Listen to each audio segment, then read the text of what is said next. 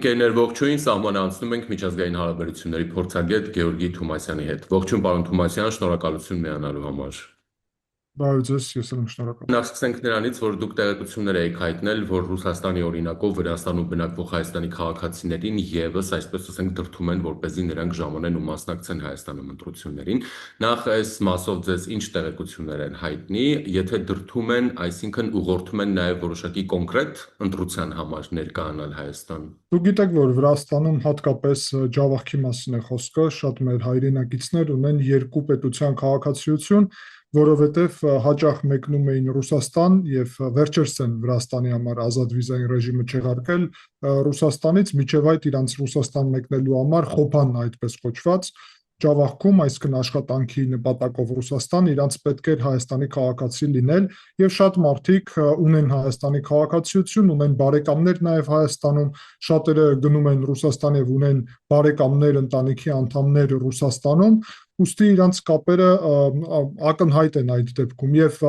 իմ տեղեկատվություններով, որը ինձ տարբեր մարդիկ տեղից Ջավախքից ուղղում են եւ ես շնորհակալ եմ իրենց եւ կոչ եմ անում, որ բոլոր մնացածներն էլ ով դիտի սա այս տեսանյութը կամ ուրիշ տեսանյութերը այդ թվում ես Facebook-ով էլ նույն բովանդակությամբ դուրս եմ գալիս, որ շարունակեն ինձ տրամադրել ավելի մանրամասն եւ լիարժեք տեղեկատվություն, որ ավելի լավ պատկերը հասկանալի լինի, ինձ տեղյակ եմ պահում նրա մասին, որ արդեն կա այսպիսի փորձեր տարբեր գյուղերում հատկապես խոսքը գնում երկու կոնկրետ ուղղությամբ, առաջինը դա Ռուսաստանի հետ կապ ունեցող մարդիկ են, այսինքն նույն Ջավախքից, ով Ռուսաստանում որևէ պաշտոն ունի, որևէ խոշոր բիզնես ունի եւ այլն, այսինքն Ռուսաստանի պետության համար ավելի հասանելի է, իրանց միջոցով փորձում են ազդել, որտեղ նախապատրաստեն հիմք ընտրություններում կազմակերպված ձևով որ մասնակցեն, եւ երկրորդը նույն տրամաբանության ներքո է իրականում, ելի Ռուսաստանի ազդեցությունն է այդտեղ երևում, բայց քրեա կան այսպիսի գաղափարներ ունեցող մարդկանց մասին է խոսքը, որոնց վրա ենթադրում են, որ նաև Ռուսաստանում կարողացել են ազդել, այդ մարդիկ գլխավոր առումով տարածում են այս խմբերի մասին, երբ խոսք է գնում, տարածում են բովանդակությունը, որը վերաբերվում է հենց ռուս օլիգարխ Սամվել Կարապետյանին աջակցելու մասին, որ իբրև դա բերելու է Ռուսաստանի հետ հարաբերությունների բարելավման եւ ուստի այդ մարդիկ կարողանան շարունակել աշխատանքը Ռուսաստանում, իրանց բարեկամները խնդիրներ այնտեղ չեն ունենա, իսկ եթե Սամվել Կարապետյանը չհաղթի, եթե իրանք չմասնակցեն, չօգնեն այդ գործում, կարող է իրանց բարեկամները ունենան խնդիրներ, կարող է իրանք էլ կարողանան մեկնել խոփան, իրանք էլ ունենան անձնական այնտեղ խնդիրներ, այսպես քրեական պատկերացումներ ունեցող մարդկանց կողմից այդ փորձերը իհարկե ուղիղ կարող են նույնիսկ չպարունակեն, բայց ինչ որ սպառնալիք են պարունակում, որովհետև հենց այդ մարդկանց գործունեությունը քրեական պատկերներով ինքը արդեն ոչ օրինական եւ սպառնալիքների բովանդակությունից է, այսինքն այս բոլոր քայլերը ուղղված են հենց Սամվել Կարապետյանի աջակցության ուղղությամբ եւ փորձում են գյուղ կոորդինացնել մարդկանց, գիտեք, գյուղերում շատ Ջավախքում հաճախ կամ մի ընտանիքի անդամներ են կամ իրար շատ մոտ մարդիկ են ապրում գյուղում, ուստի եթե պայմանավորվես մի ընտանիքի հետ, կարող է ամբողջ գյուղի հետ էլ կարողանաս հեշտությամբ պայմանավորվել։ Երկրորդ տեղեկատվությունը ավելի փոքր ծավալի է, դա վերաբերվում է Ռոբերտ Քոչարյանի եւ Դաշնակցության ուղղությամբ, բայց այդտեղ հենց Դաշնակցությունը, որը նաև իր ներկայությունը ունի Վրաստանում, ունի իր կազմակերպության ցանցը, այդտեղ գլխավոր առումով օգտագործվում է հիմքը շակերտներում հայրենասիրությունը, բայց եւ այդ թեզով նաև ուզում են, որ մարդիկ մեկնեն եւ քվեարկեն Դաշնակցության համար։ Ընդհանուր առումով պետք է ասեմ, որ իմ ասած տեղեկատվությունները 80-20 կամ նույնիսկ 85-15% են, այսինքն նկատի ունեմ մեծ մասը հենց Սամվել Կարապետյանի ուղղությունն է, ակտիվությունը։ Դե նման տեղեկությունների մասին մենք տեղյակ ենք այդվում նաև Ռուսաստանից, այստեղ դե բնականաբար ենթադրաբար Հայաստանի իրավապահ համակարգը պետք է կարողանա տեղեկությունների հիման վրա գործել։ Տեսնում եմ վերջի օրերի ընթացքում, որ գումարներ Հայաստան բերելու սահմանափակում է տեղի ունեցել եւ արգրավել են կոնկրետ գումարներ, մարդիկ են ձերբակալել, տեսել եմ, որ նույն Սամվել Կարապետյանի ռուս օլիգարխի ուղղությամբ կաշառքի դեպքի պատճառով մարդիկ են ձերբակալել, ես համարում եմ, որ դա համակարգային մոտեցում ունի արդեն, այսինքն առանձին դեպքեր են հիմա հայտնի դարձել, բայց ես կարծում եմ, որ դա իշխանությունները եւ պատշաճ մարմինները մեծ անելիք ունեն, որովհետեւ ես համոզված եմ անձամբ, հաշվի առնելով այդ թվում ռուս օլիգարխ Սամվել Կարապետյանի, հա, բայց Բիձինա Իվանիշվիլու գործունեությունը եւ նախկին այդ բոլոր տրամաբանությունը, այդ թվում օգնություն բաժանելը մարդկանց, ինչպես իբրև այսպիսի բարեգործություն եւ այսպես ինքը եկավ նաեւ իշխանությանը կաշառելով մարդկանց, այդ թվում կոնկրետ մշակույթի գործիչներին, որոնք ազդեցություն ունեն հանրային կարծիքի վրա, Իվանիշվիլի դեպքը այդպիսին էր, այսինքն հաշվի առնելով այդ ոճը իմ համար ակնհայտ է դա, հաշվի առնելով Ռուսաստանից մենք ավելի կտրուկ տեղեկատվություններ ենք ստանում, Վրաստանում դա արվելու է իհարկե ավելի մեղմ, մի շարք հանգամանքներ հաշվի առնելով, բայց ես կարծում եմ իշխանությունները մեծ անելիք ունեն, տեսեք, այստեղ այն մարդիկ, ով ինձ են դիմում նաև ցանկություն ունեն, որ իրաց անունը չհանրայնացվի որևէ դեպքում, ուստի ես կարծում եմ, որ երբ արդեն լինի հստակ տեղեկատվություն եւ ես հորդորում եմ բոլորին ավելի հստակ տեղեկատվություն նաև ունենալ, անուն, ազգանուն, կոնկրետ վայր եւ այլն, եւ միջև ընտրություններ ել ավելի շատ կհավաքվի, համոզված եմ այդ տեղեկատվությունը, ապա դա հանրային էլ կասվի եւ պատշաճ մարմիններին էլ պետք է տրամադրել, բայց այդ պատշաճ մարմինները իրանք էլ կարող են զուտ հիմք ունենալով այն ես հիմա ինչ ասացի, որ այսպիսի կազմակերպված փորձեր են լինելու, շատ ուղիղ եւ հեշտ ֆիքսել բոլոր կազմակերպված փորձերը գալ մասնակցել ընտրություններում, սահման հատելուց միանգամից դա պարզ է լինելու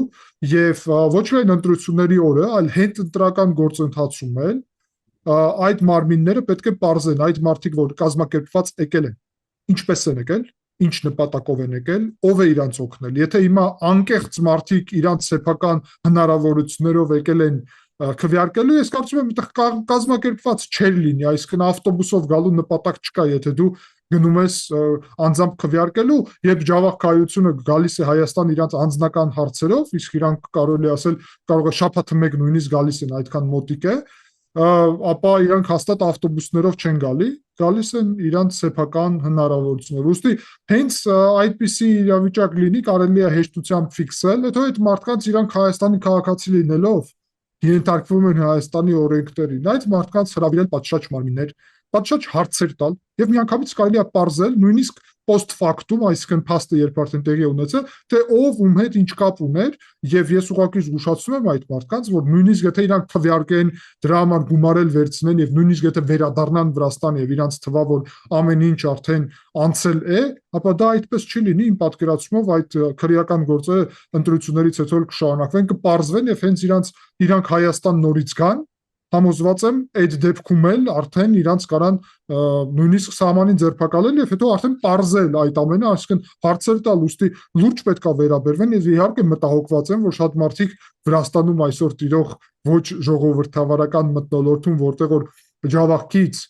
գործող ռուսամետ իշխանությունները 100% ստացան փաստացի, 99 եւ 100% պատկերացրեք ինչ սուրեալիստի թվեր են, որովհետեւ փաստացի կեղծվել են, նույնիսկ ես շատ դեպքեր գիտեմ, որ մարդիկ պատմել են ինձ, որ այդ մարդիկ Ջավախքում չեն ապրում, բայց իրանց փոխարեն քվեարկել են այդտեղ բարեկամներ եւ այլն, որովհետեւ ժողովուրդը սովոր է, որ քվեարկում ես կոնկրետ Վրաստանում իշխանությունների համար, այդ է օրակարգը, հիմա եթե տարբեր վստահելի մարդիկ այստեղից ասեն, որ պետք է անպայման Սամվել Կարապետյանի համար քվեարկեք, ապա այդ մարդիկ կարող է հավատան նույն տրամաբանությանը, որը Վրաստանում կա եւ ես ուղղակի զգուշացնում եմ այդ թվում այդ պատճառով, որ չեմ ուզում, որ այդ մարդիկ կարծենան, որ ինչպես Վրաստանում իրանց կոլեկտիվ քվեարկությունը հետևանքներ չունի, որովհետեւ իշխանությունն է դա այստեղ աջակցում, Հայաստանում հակառակը եւ սարսափելի հետևանքներ է լինելու, մինչեւ 7 տարի կարող են մարդկանց ձերբակալել, ուստի դա կարևոր է, որ բարձրաձայնվի, որովհետեւ համոզված եմ շատերը չգիտեն, որ այդպիսի պատիժ կա։ Այս ընտրությունների կարևորությունը այդ դեպքում ինչու՞ն է, որ այսպիսի մոբիլիզացիա է տեղի ունենում։ Այս ընտրությունները աննախադեպ կարևորություն ունեն, բացի նրանից, որ Եվրոպայի եւ Ամերիկայի մուտքը դեպի կենտրոնական Ասիա, որը TRIP ծրագրով պետք է իրականանա, աշխարհաքաղաքական նկատի ունեմ, Հայաստան, Ադրբեջան, հասկանալի է մեր համար, շատ ենք խոսել, նկատի ունեմ մեր կոնտեքստը, բայց Կենտրոնական Ասիա մուտքը, որտեղ ռուսական եւ չինական ազդեցությունը պետք է սահմանափակեն ռուսները եւ այդ նպատակով ուզում են, որ TRIP ծրագիրը խափանեն, ուստի Վրաստանը այսօր իրանք վերահսկում են, մնում է Հայաստանն էլ վերահսկել եւ Ռուսաստանը այդ դեպքում Կենտրոնական Ասիան կպահի իրան, իսկ դա իր համար երկարաժամկետով Միացյալ Նահանգների հետ մրցակցության հարց է, այսինքն մենք այստեղ փոքր հարց ենք Ռուսաստանի համար, այդ թվում մենք էլ եւ Ադրբեջանն էլ։ Մյուս կողմից տեսեք, դուք գիտեք, որ Ադրբեջանը Իսրայելի հետ շատ մոտ հարաբերություններ ունի եւ ուստի Ադրբեջանով դեպի Իրան ռազմական օգնություն ուղարկել Ռուսաստանը չի կարող։ Վերջերս Կասպից ծովով ուղարկել էին եւ Իսրայելը հարվածներ հասցրեց Կասպից ծովի այդ նավերի վրա։ Այսինքն անվտանգ չէ մատակարարումները Ռուսաստանից, ոչ միայն զենքի, այլ նաեւ տարբեր զենք պատրաստելու համար ուրեմն հնարավորությունների եւ միջոցների Միջին Ասիայով երկաթուղի չկա Իրան գնացող եւ ճանապարհները շատ բարդ են, անկեղծ ասած, Ղազախստան, Թուրքմենստանով որ հասնես, այնտեղ կլիմայական եւ ուրիշ պատճառներով, ուստի եթե իրանք այսօր Վրաստանը արդեն վերահսկում են, եթե իրանք Հայաստանն էլ վերահսկեն, կլինի այն, ինչի մասին մեզ նաեւ խոստանում են խոսքի Նարեկ Կարապետյանը, հա, TRIP կհրավիրեն Իրանին, Ռուսաստանին, Չինաստանին, TRIP-ը դրանով կավարտեն։ Մյուս կողմից Վրաստանի հետ միասին այնինչ Ռոբերտ Քոչարյանը օրերս ասաց, ասում է աբխազական երկաթուղին կբացվի, այնպես է որոշում, կարծես Վրաստանի վարչապետը կամ կարծես Աբխազիայի տերը ինքն է, որ Երևանում նստած ասում է Աբխազիայի երկաթուղու հարցը լուծվել է, հետո էլ ասում է Վրաստանը եւ Աբխազիան կլուծեն, իսկ ինքը հարցրել է Վրաստանին, որ ասում է Վրաստանը եւ Աբխազիան Վրաստանի տարածքային ամբողջականության մաս է եւ հաստատ Ռոբերտ Քոչարյանի որոշելու ինչ է, բայց հասկանալի է պատճառը, որովհետեւ Ռոբերտ Քոչարյանը դա պայմանավորվել է դրա մասին Մոսկվայում, իսկ Մոսկվան հանձնարարել է իր սեփական օլիգարխին այստեղ Վրաստանում, որ այդ երկաթուղը օրակարգ ունենան, որովհետեւ ոչ թե դա հայ ժողովրդին օգնելու նպատակով է, հարգելիներ, որովհետեւ օգնելու նպատակով միջև 2020 թվականը եւ նույնիսկ դրանից հետո 23 թվականը, միջև Ռուսաստանի հետ այդպես կոչված դաշնակիցներ էինք, Հայաստանը շրջափակման մեջ էր, Ադրբեջանը միջև սահմանը փակ էր պահում եւ Ադրբեջանի տարածքով մատակարարումներ, Հայաստանին շատ էր պետք այդ ժամանակ մատակարարումներ եւ կապ Ռուսաստանի հետ եւ այդ ժամանակ Ռուսաստանը ոչ մի բան չարեց, չնայած նրա որ հանգիստ կարող էր դա անել։ Հակառակը ռուս օլիգարխ Իվանիշվիլին նաեւ օգտագործեց, որ ֆրանսիական զենքը փակի Վրաստանի տարածքով եւ Վրաստանով տնտեսական խնդիրներ էլ ստեղծի Հայաստանի համար, գիտեք, ծաղիկների, այնտեղ ձկնեղենի, գազի եւ այլն մի խոսքով մի շարք այդպես բեռնափոխադրումների համար։ Ուստի ակնհայտ է, որ Ռուսաստանը դա իմանում է, որ դեպի Իրան ստանա ճանապարհ եւ փակի այս ճանապարհը, վերահսկի Ռուսաստանը, Վրաստանը, Հայաստանը, Իրանը իր դաշնակիցն է, վերջ։ Այսինքն փոքր Հայաստանը այստեղ իրանց համար ոչ թե ազգ է, ոչ թե պետություն է, տարածք է, որը պետք է վերահսկեն, որտեղ որ իրանց պետք է սեփական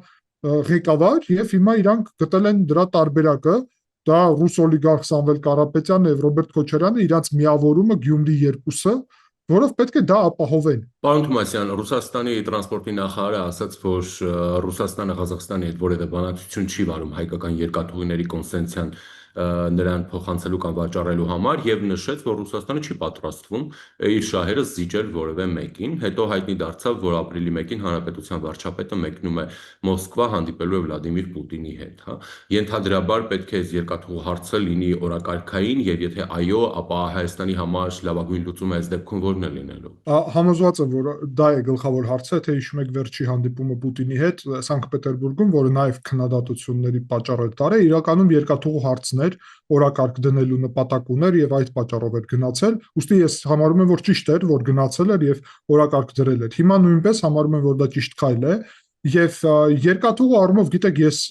չնայած նրա, որ ընդհանուր առումով ղազախական սցենարը գնահատում եմ դրական, այդ թվում մեր Ղազախստանի հետ ռազմավարական հարաբերությունների պատճառով, այդ թվում հիշում եք, ինչ ջերմ ընդունեցին վերջերս Հայաստանի պատվիրակությանը Մեսրոպ Մաշտոցի անունով, փողոց բացեցին եւ այլն, այսինքն Ղազախստանը Ռուսաստանից եւ Ուկրաինայից բացի ամենախոշոր հետսովետական տարածաշրջանում երկաթուղի կառավարող պետությունն է։ Հասկանալի է, որ Ուկրաինան մեր համար ընդունել տարբերակ չի կարող համարվել այս իրավիճակում, Ռուսաստանի հետ ակտիվ հակամարտության պատճառով Ղազախստանը կարող է լինել այլընտրանք, բայց ես գիտեք մանրամասն ուսումնասիրել եմ այդ Վրաստանի փորձը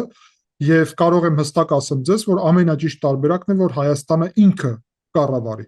Ճիշտ է, դա կպահանջի առաջի փուլում ներդրումներ, դա կպահանջի ծախս նաև բյուջեից եւ եթե Ղազախստանը դա աներ, դրանք կխուսափեինք, բայց դա կտա հնարավորություն, որ ել ավելի բարձր որակի ինքնիշխանություն ունենանք, զուգահեռ նրա, որ TRIP ծրագիրը այնպես էլ Ամերիկա-հայկական ծրագիր է, մնացած երկաթուղին գոնե, որ լինի Երևանի ղեկավարության տակ, այն էլ TRIP-ը հիմա երբ կիրականացվի, մենք դեռ չգիտենք, որտեղ պատերազմը տեղի ունենում տարածաշրջանում, ուստի մնացած երկաթուղին, որ կառավարի Հայաստանը, ել ավելի նպատակահարմար եմ համարում։ Այո, պետք է լինեն ներդրումներ, այո, մի փոքր բարդ կլինի, որովհետև Վրաստանը, եթե անկախությունից ի վեր երկաթուղի է օգտագործել իրականում եւ փորձ ունի, Հայաստանը փաստացի այսպիսի մահացած համակարգ ուներ երկաթուղու, որովհետև ոչ մի ուղղությամբ գուցե ոչ էլ օգտագործվում էր նորմալ, մենակ Վրաստանի հետ կապը կար, այն էլ շատ եւ շատ սահմանափակ, շատ պատճառներով, նույն աբխազական երկաթուղու չլինելու պատճառով, շրջափակման պատճառով, մի խոսքով Հայաստանին բարդ կարող է լինել առաջի փուլում, բայց հնարավոր է տարբեր պայմանագրեր կնքել, գնել այնպիսի ուրեմն ենթակառուցվածքների համար եւ վագոնների համակարգ, նկատի ունեմ երկաթուղու այդ բոլոր մասերը, որը տրամադրվում է կոնկրետ հետսովետական չափանիշներով, Վրաստանը խոսքին այդպիսի արեց, Ստադլերի ուրեմն կոնկրետ հնարավորությունները Վրաստանը գնել եւ արդիականացրել է իր երկաթուղու համակարգը, Գերմանիայի եւ Ավստրիայի հետ միասին, չնայած նա, որ սա հետսովետական ուրեմն մոդելի է, եւ մենք կարող ենք գնել այնտեղից, իսկ կառավարումը թողնալ Երևանին եւ Երևանը դրանով էլ ավելի կշիռ կունենա, եթե ղազախական սցենարը առաջ չի գնում, նկատի ունեմ այդ Ռուսաստանը կարա քննարկի, որ պատրաստ չի փոխանցել, շատ լավ, դրա փոխարեն մենք ոչ թե փոխանցելու մասին խոսենք, այլ Հայաստանը պետք է ասի, որ Ռուսաստանը չի կատարում եւ անցել է փաստորեն 4-5 ամիս, հա, հիշում եք Սանկտ Պետերբուրգը դեկտեմբերին էր, եթե ես չեմ սխալվում, երբ վարչապետը ասաց այդտեղ որ մենք հանձնարարում ենք փաստացի, որ դուք վերականգնեք երկաթուղին Ղազախի-Ջևան Գյումրի-Կարս երասկսադարակ ուղություններով, որևէ գործ չի արվել այդ ուղությամբ, եւ ուստի Հայաստանը կարող է ասել, որ դուք խախտել եք կոնստիտուցիոն պայմանագիրը եւ չեղարկի կոնստիտուցիոն պայմանագիրը, ոչ թե կնքի որևէ մեկ ուրիշի հետ, այլ չեղարկի ստեղծի հայկական երկաթուղի առանձին, ինչպես Վրաստանում կա վրացական երկաթուղի, եւ ավելին ասեմ, այստեղ Վրաստանի հետ միասին կարելի է համագործակցել։ Եվ Վրաստանը նաև կարող է լինել այդ օգտակար միջոցը այդ դեպքում, որ փոխարինի ինչ-որ փորձ եւ օգնի կապել, որովհետեւ Վրաստանը չնայած նրա որ փոքր պետություն է, արտադրություն չունի երկաթուղու ոլորտում, սեփական կառավարում ունի նաև, եւ մենք կարծում եմ, որ կարող դրան հասնել, դա շատ լավ կլինի։ Ուժեղ Հայաստան կուսակցությունը ազգային ժողովի ընտրություններին կմասնակցի դաշինքով, Արցախի ազգային ժողովի падգամավոր, նոր դարաշրջան կուսակցության նախագահ Աշոտ Դանիելյանի եւ Հայաստանը ես եմ նախաձեռնության ղեկավար Նայիրի Սարգսյանի ուժերի հետ միասին դաշինքը կոչվելու է Ուժեղ Հայաստան Սամվել Կարապետյանի հետ։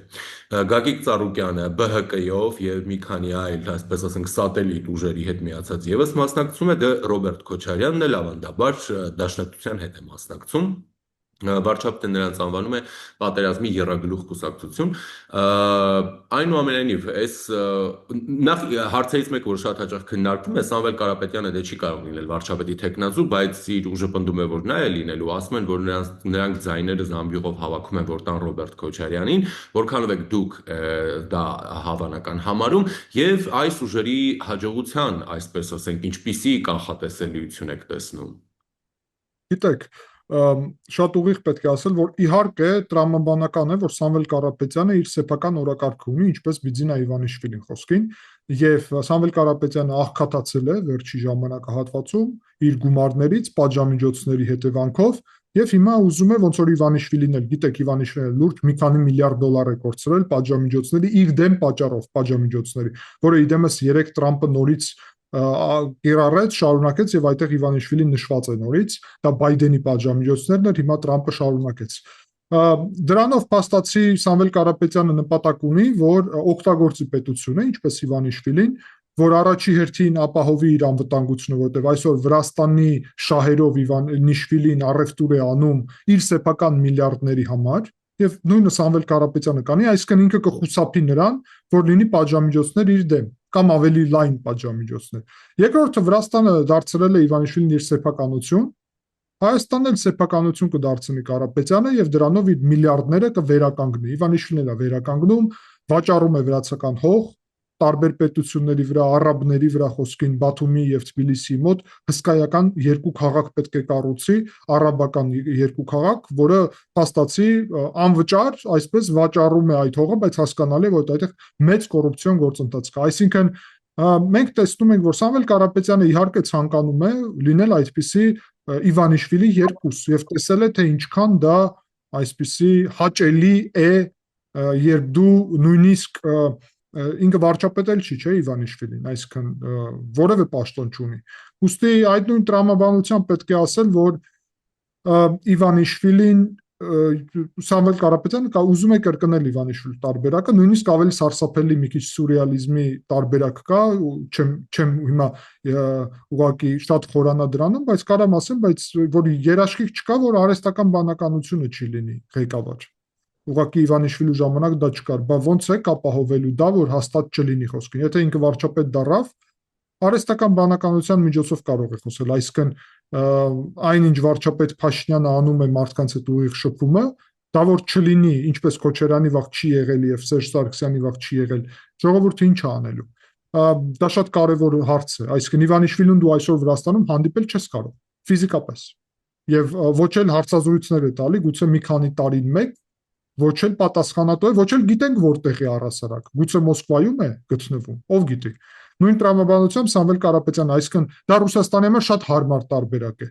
Ռոբերտ Քոչարյանը իր սեփական օրակարգ ունի, իհարկե, եւ իր սեփական ամբիցիաները։ Նույն տրամաբանությամբ պետք է ասել, որ իհարկե ակնհայտ է, որ Սամվել Կարապետյանը վարչապետ չի կարող լինել, սահմանադրություն պետք է փոխեն, իհարկե այդքան ձայն որևէ դեպքում չեն հավաքի հաստատ, որ կարողանա սահմանադրություն փոխել։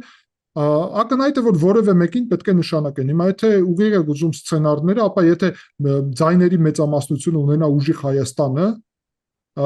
ապա այդ դեպքում կարող են նույնիսկ ինչ որ մեկին նշանակել այսպիսի ֆիկտիվ, ինչպես Վրաստանում այսօր վարչապետը ֆիկտիվ է։ Գիտեք, 7-8 վարչապետ է Իվանիշվիլին փոխել։ Եվ ինչ տարբերություն, այսինքն դա բան չի փոխում։ Վարչապետը ոչ մի բան չի որոշում Վրաստանում։ Այսինքն տարբերություն չկա ով է վարչապետը։ Մյուս կողմից իհարկե Ռոբերտ Քոչարյանը այդքան ամբիցիաներ ունի եւ Ռուսաստանից էլ կարող է չվստահեն այդպես փողոցից եկած վարչապետին, Նարեկ Կարապետյանի խոսքի նկատի ունեմ, եւ ամեն ինչ անեն, որ Սամվել Կարապետյանին ստիպեն իր ձայները տա Ռոբերտ Քոչարյանին հիմա։ Ինքը կարող է այսօր ինքն էլ համոզված լինի, որ դա երբեք չի անի, բայց համոզեցնում եմ ձեզ, Ռուսաստանը ստիպելու հսկայական մեխանիզմներ ունի, այդ թվում Սամվել Կարապետյանի վրա, ինչպես արդեն ստիպել է, որ ինքը եկել է եւ իր ձևով, ռուսական ձևով քաղաքականության մեջ մասնակցում է, որովհետեւ մենք հայ հանրությունը փոքր է, մենք գիտենք, որ ինքը քաղաքականության մեջ չէր ուզում մասնակցել։ Մենք գիտենք, որ իր բիզնեսով, իր հարազատներով, իր ամեն ինչով Ռուսաստանում ինչը կա, սպառնացել են իրեն Ռուսաստանի հատուկ ծառայությունները։ Դե հետո ոնց է ղեկավարելու պետությունը, դա էլ ակնհայտ կլինի։ Ուստի ի վերջո իրանց սցենարը Գյումրի 2 կազմակերպելն է եւ դա արդեն տակտիկական ներքին կլանային հարց է, հա, ով դրա ղեկավարը կլինի եւ ներքին ամբիցիաները, թե չէ, նպատակը այն է, որ երկու տարբերակով էլ դա կլինի ռուսական այստեղ ծայրագավառ, հիմա ինչ տարբերություն ով կղեկավարի։ Անկեղծ ասած այդ ուժերը, որ ասացիք հիմա, ես ոչ էլ իրանց երբեք լսել եմ եւ տեսել եմ, այսինքն այդ դաշինք, որ կազմել են, որ ասացիք, չգիտեմ, գուցե նաեւ ամբողջ հանրությունն է այդ կարծիքի, որ չեն տեսել, չեն լսել, որովհետեւ կարծեմ իրանք ակտիվ ինչ որ գործունեություն չեն ծավալել եւ դա ուղղակի այսպես ոնց հասկանում եմ, ինչ որ քաղաքական պոլիտտեխնոլոգիա է, այլ ոչ թե իրական ինչ որ գործընթաց, այսինքն մեկի հետ որ միավորվես, այն մյուսը պետք է 0-ից ավել լինի, չէ՞, քաղաքական իմաստով։ Շնորհակալություն։ Ես էլ եմ շնորհակալ։ Զրուցակիցս միջազգային հարաբերությունների փորձագետ Գեորգի Թումասյանն էր, բաժանորդագրվեք ալիքին, օրվա զարգացումներին հետևեք Telegram-յան ալիքում, որի հղումը այս տեսանյութի մեկնաբանության բաժնում է։